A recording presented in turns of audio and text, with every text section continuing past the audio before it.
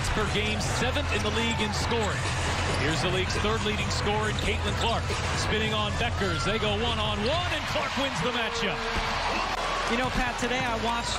She rolled her ankle in the first half. She hobbled straight to the locker room, wincing with every step. And for a few agonizing minutes, nobody in that building knew if she was coming back out at all. 19 minutes of game time later, Caitlin Clark had dropped 29 points and 10 assists on one of the toughest backcourts in the league. Her own head coach was calling her a maestro in the post-game press conference, and a rival superstar walked off the floor shaking her head after matching her shot for shot and still losing. How does a scary ankle injury turn into one of the wildest, most statistically absurd nights of an entire season? Stay with me, because the sequence that got her there and the record she quietly broke in the process is even crazier than the final score suggests. Real quick before we dive in, if you're new here, this channel breaks down performances exactly like this one every single week. Full detail, no filler. Hit subscribe now so you don't miss what's coming later in this video, because it gets wilder from here. All right, let's get into it. Let's rewind for a second, because you need to understand exactly what Caitlin Clark walked into that night, because context is what turns a good stat line into a legendary one. The Indiana Fever were fighting for their playoff life in the East. Every single possession mattered. A half game separated them from the top of the conference standings, and the team chasing them, the Atlanta Dream, was already circled on the calendar for a rematch just days later. There was zero margin for a bad night.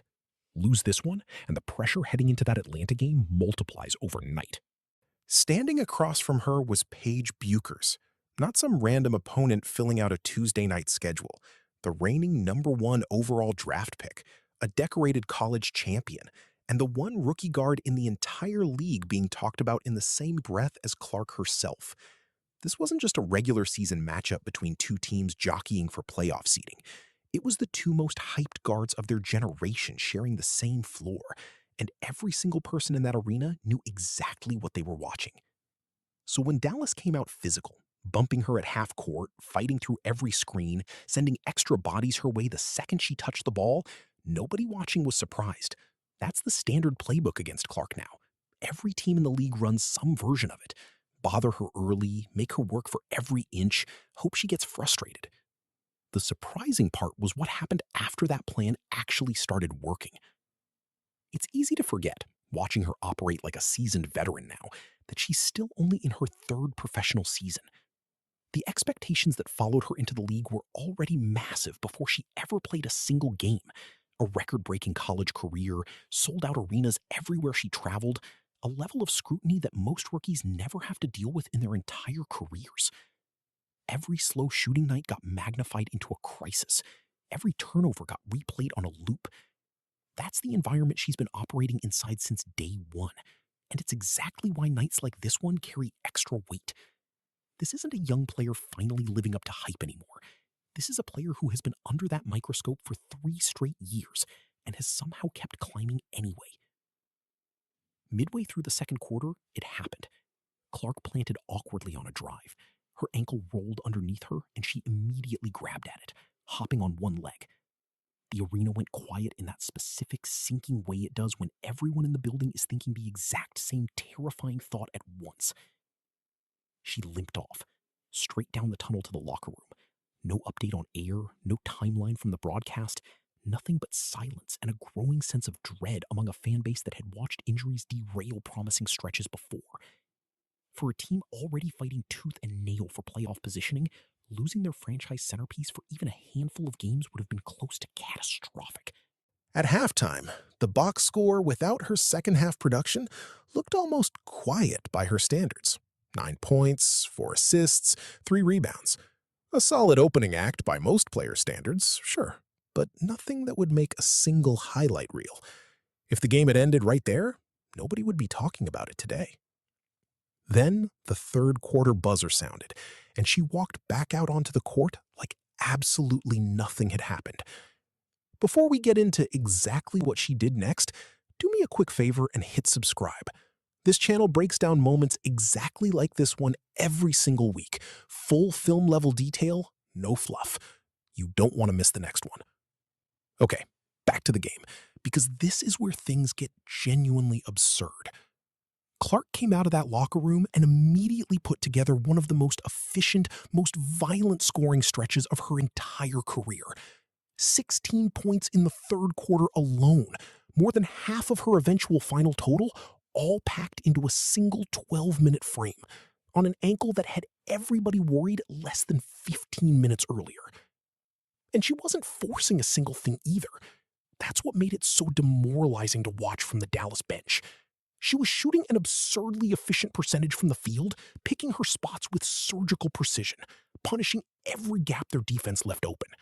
Pull-up jumpers falling in rhythm, hard drives finished through contact at the rim, a step-back triple that made a Dallas defender stumble backward trying to recover his balance. Possession after possession looked like Indiana had drawn up something brand new out of a timeout.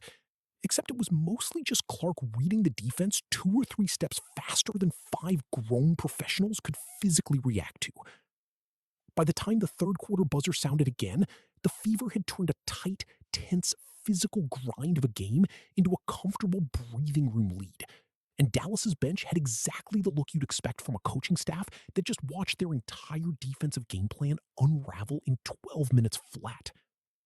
She finished the night 11 for 18 from the field, including 2 triples on 8 attempts and a clean 5 for 6 at the free throw line.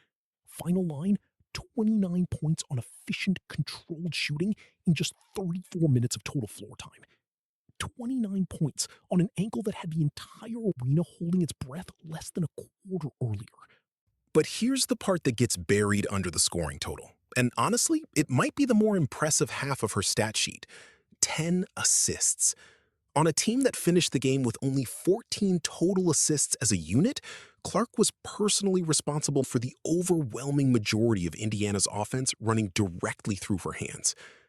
This is the part of her game that separates her from a typical high-volume scorer chasing a highlight reel. When Dallas started sending extra defenders her way in the second half, specifically trying to make somebody else beat them instead, Clark didn't force up bad, contested shots into traffic just to keep her own scoring total climbing. She flipped instantly into distributor mode, finding cutters slashing to the rim, hitting shooters in rhythm coming off pick and rolls, and putting her teammates in position to finish clean, uncontested buckets instead of tough, contested ones. Kelsey Mitchell caught fire off those exact passes and finished with 23 points of her own. And here's a stat that puts her individual season in serious perspective. It was her 18th straight game scoring at least 20 points. That extended her own single-season franchise record even further and pulled her within just 2 games of the longest such streak in WNBA history. Aaliyah Boston controlled the paint the entire night, finishing with 16 points and 12 rebounds, including 10 of those points coming in a crucial fourth quarter when Dallas tried to mount one final desperate push back into the game. And off the bench, Tyasha Harris, who hadn't hit a single field goal across her previous 6 appearances, a genuine cold stretch, went a perfect 5 for 5 from three-point range to finish with 15 points of her own. The kind of confidence boost that only comes from playing alongside a point guard who finds you the exact second you're open. That's the ripple effect Clark creates on a night like this. When she's controlling the pace and reading the floor at that level, everyone around her suddenly gets easier looks, cleaner catches, and more confidence to let it fly. After the final buzzer, Fever head coach Stephanie White summed up her floor general in one simple sentence to reporters. She's like a maestro, the way that she really runs our offense. Here's a number most highlight reels will never show you, and it might genuinely be the single most impressive stat of the entire night. 1 turnover. Just 1. Coming into this specific matchup, Clark was actually leading the entire WNBA in turnovers per game, averaging well over 4.5 giveaways a night, a real documented weak spot that opposing scouting reports had been actively targeting for weeks.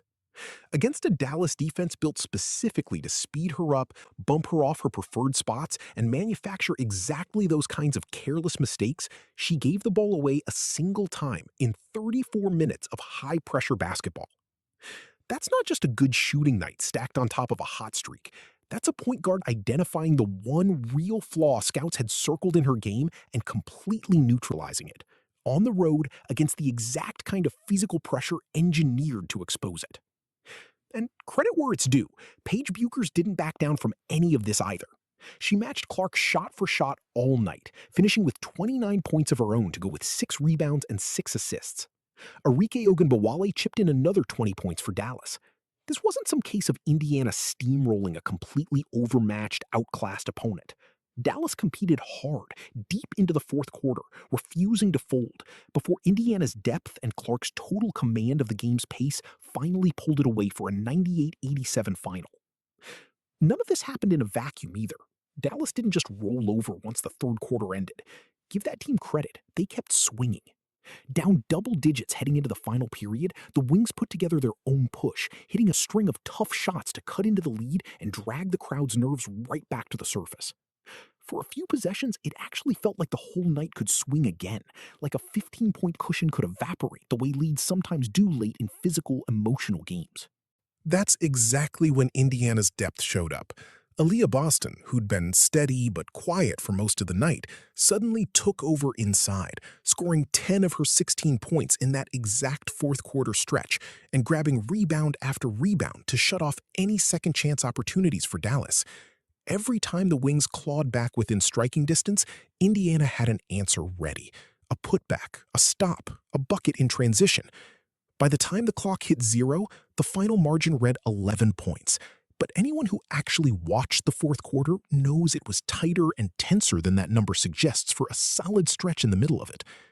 It's worth pausing on the Buchers matchup specifically, because this wasn't just two good players sharing a box score. These are the last 2 number 1 overall picks in the league, both already franchise cornerstones before they'd played a full season, and both carrying the exact kind of generational hype that puts a target on your back every single night you step on the floor. Buchers didn't wilt under that pressure.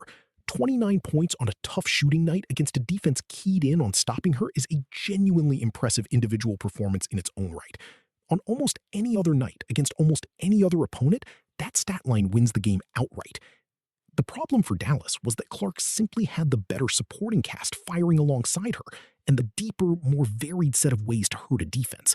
Scoring, distributing, controlling tempo, protecting the ball under pressure, she checked every single box in the same night, and that combination is what separated 2 nearly identical box scores into one clear winner. If this is the early chapter of that rivalry, the rest of the league should be paying very close attention to where it goes from here. Zoom out for a second, because the box score is genuinely only half the story here.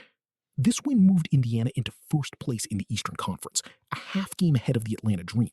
And Indiana had already won 8 of their previous 10 games heading into this exact matchup. That's not a random hot streak anymore.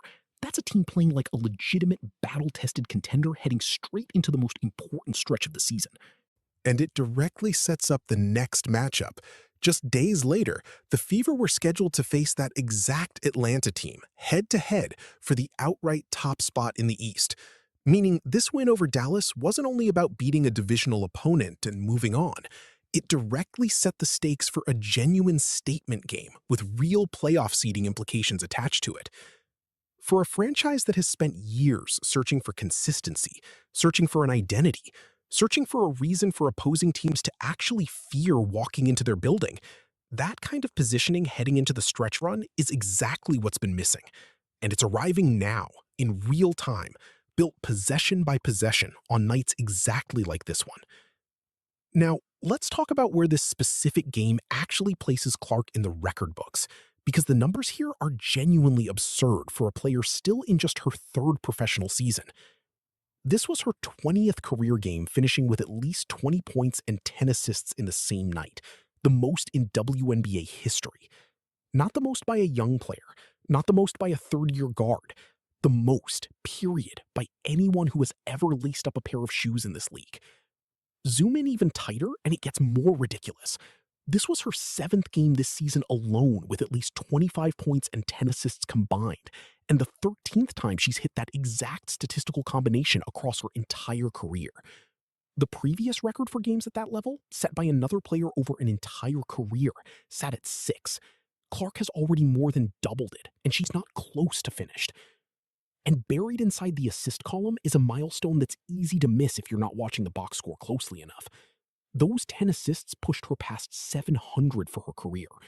No player in the history of the WNBA has ever reached that specific number in fewer games than Clark just did it in. She now sits as the league's all-time leader in assists per game for a career, averaging well over 8 dimes a night across every game she's played. Read that back for a second. Third year in the league, and she's already the single most efficient playmaker the WNBA has ever produced on a pure per-game basis. Not the most hyped, not the most popular. The actual statistical leader, full stop, ahead of every single point guard who has ever played this sport professionally. Put it in perspective this way. Plenty of players spend an entire decade-long career chasing a single 20-10 game, treating it as a career-defining highlight they bring up in interviews years later. Clark has 20 of them already, and she's still adding to that list on a near-weekly basis. The players she's now statistically ahead of in the record books aren't fringe role players either. They're franchise legends, former MVPs, players with their jerseys already retired. She's not just performing well relative to her age or experience anymore. She's performing well relative to the entire history of the sport. Full stop, no qualifiers attached. Every single time it looks like the league has finally figured her out, adjusted their scheme, found the counter, she finds another gear nobody accounted for. Teams have thrown physical, grinding defense at her. They've thrown early double teams the moment she crosses half court. They've thrown their most decorated individual defenders at her, built entire game plans and film sessions specifically designed around slowing her down. And the response is always identical. She adapts faster than the defense can finish adjusting. What makes nights like this one so genuinely dangerous for the rest of the league isn't only the box score sitting in front of you. It's the fact that she does all of this while carrying one real documented weakness, those turnovers, and still manages to erase it completely the exact moment the game demands it. Great players have strengths that show up on a stat sheet every single night. The truly rare ones figure out how to fix their weaknesses in real time, live, on the road, against a defense specifically engineered to exploit them. Dallas had a plan walking into that arena. It worked for about a quarter and a half of basketball. And then, almost all at once, it stopped working entirely. And that's really the trap the rest of the league is stuck in right now. Sell out on stopping her scoring, and she'll pick you apart as a passer instead. Load up on the passing lanes to take away her assists, and she'll simply put her head down and score over the top of you. Play her physical to speed up her decision-making and force those turnovers everyone knows are the one crack in her game, and on nights exactly like this one, she just refuses to give you that crack at all. There isn't a single coverage in the modern game that consistently slows her down for a full 40 minutes, and every defense that thinks they've cracked the code eventually runs into a night like this one that proves them wrong. Unsurprisingly, a performance like this one didn't stay contained to the box score for long. Clips of that third quarter stretch spread fast. Analysts broke down the tape looking for any real weakness in the performance, and mostly came up empty. And the post-game conversation shifted almost immediately away from "is she good?" and firmly into "how high is the ceiling here actually?" That's the real shift happening around her right now. The debate over whether her game translates against elite, physical, professional competition isn't really a live debate anymore. Nights like this one, stacked on top of each other, are what turn a promising young star into a genuine generational talent the entire sport builds its marketing and its narrative around.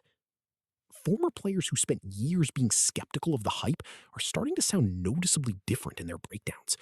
It's one thing to praise a young guard's ceiling. It's another thing entirely to watch her erase her own worst statistical habit in real time, on a night when her body was already compromised against a defense specifically built to punish exactly that flaw, and still walk away with a near-flawless performance. That's not the kind of thing that gets explained away as a hot shooting night or a favorable matchup. That's the kind of performance that changes how the entire league talks about a player going forward. And it isn't just happening in press boxes and post-game breakdowns either. Every arena she walks into now carries a different atmosphere than a typical regular season road trip. Fans showing up specifically for her, opposing broadcasts building entire pre-game segments around how their team plans to try to contain her, Rival players openly admitting in interviews that game planning for her single-handedly changes their entire defensive scheme for the week. That's the kind of gravitational pull very few players in any sport ever generate, let alone this early into a career. So here's exactly where this leaves us. Indiana sits in first place in the East by the thinnest possible margin, with a defining statement-level matchup against Atlanta looming just days away. Clark is now producing numbers that literally nobody in league history has ever produced at this pace, all while playing straight through the exact kind of physical pressure and defensive scheming that's supposed to slow young stars down. If she can erase her single biggest documented weakness on a night when her own ankle was genuinely in question, against a defense built specifically to attack that exact flaw, the real question isn't whether she can handle the pressure of a tight playoff race anymore. It's whether anyone left on Indiana's remaining schedule actually has a real answer for her. Think about the trajectory here for a second. 3 seasons in, and she's already rewriting the WNBA record books for combined scoring and playmaking games. Already the fastest player in league history to 700 career assists. Already the guard opposing coaching staffs built entire weeks of preparation around. And she's still, by most measures, only scratching the surface of her prime. If this is what she's producing while still developing, still adding wrinkles to her game, still cleaning up the one real flaw scouts have circled, the honest question isn't whether she belongs in the conversation with the league's all-time greats. It's how much further that conversation is going to shift once she's fully arrived. If you want to see whether the Fever can hold on to that top spot against Atlanta, that full breakdown is coming next. Make sure you're subscribed so you don't miss it, and drop a comment below with who you think has the best shot at slowing her down. I'll see you in the next one.